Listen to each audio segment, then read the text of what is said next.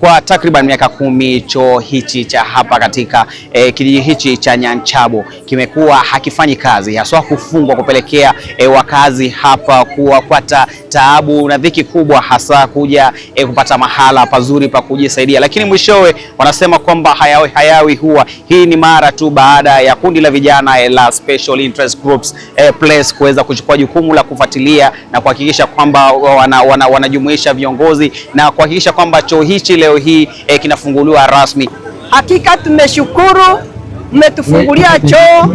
Watu wengi walikuwa wameteseka, lakini kwa siku ya leo mmetufungulia choo, tumekuwa kabisa mahali pa kuchezea. Tunasema wakati wa Nyanchabo, Mungu abariki hili shirika. Hakika Mungu awabariki mtokapo mwingiapo. Mimi nimeshukuru, nimeona kitu cha furaha sana baada ya kuona choo yetu ambayo ilikuwa imefungwa kwa miaka 10 iliyopita imefungwa, lakini leo shirika hili limekuja limetusaidia. Leo tumeweza kulifungua na watu wetu wa Nyanchabo tutafaidika kwa ajili ya kusaidika ili kuenda haja sehemu hiyo.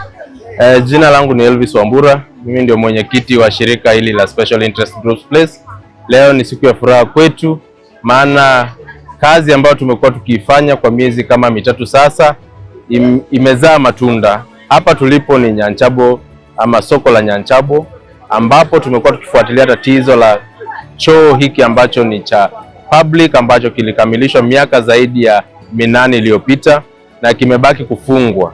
Lakini kupitia kwa project hii ambayo tumekuwa tukifanya ya Shujaa Accountability, ambapo tumeweza kuengage na wanajamii, tumeweza kuja pamoja, tumeshirikiana, tukaengage stakeholders wote, na leo siku hii ya leo ni siku ya furaha kwetu sote kama wakaaji wa soko hili la Nyanchabo, maana choo hiki sasa kinaenda kuanza kufanya kazi na kinaenda kusaidia wananchi na wakazi na wafanyabiashara wote wa soko la Nyanchabo.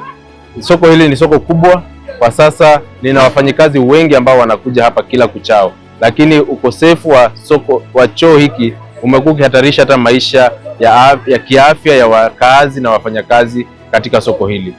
Kufunguliwa kwa choo hiki leo ni dhahiri kwamba wananchi wanapokuja pamoja, wanapojipanga, tunaweza tukapata maendeleo zaidi na hata kwa miradi zingine ambazo zimebaki. Kwa hivyo leo ni shukrani kubwa, maana community mzima imekuja pamoja, viongozi na wafanyabiashara wa soko hili tumeweza kufungua choo hiki, na tunajua kwamba kupitia kufunguliwa kwa choo hiki tunaenda kurudisha hata na heshima katika wale wamama wetu ambao wanafanya biashara sokoni na wafanyakazi wengine wote ambao wamekuwa wakikosa mahali ya kujisaidia. Na wakazi wamepata tabasamu na kuweza kufurahia jambo hili, ambapo kwamba watapata mahala ambapo wataenda kujisaidia. Ni Salima Tano na hii ni Success Story, tukiwa katika Vigori, na hapa ni Nyanchabo na ni Kuria West Constituency ndani ya Masaba Ward.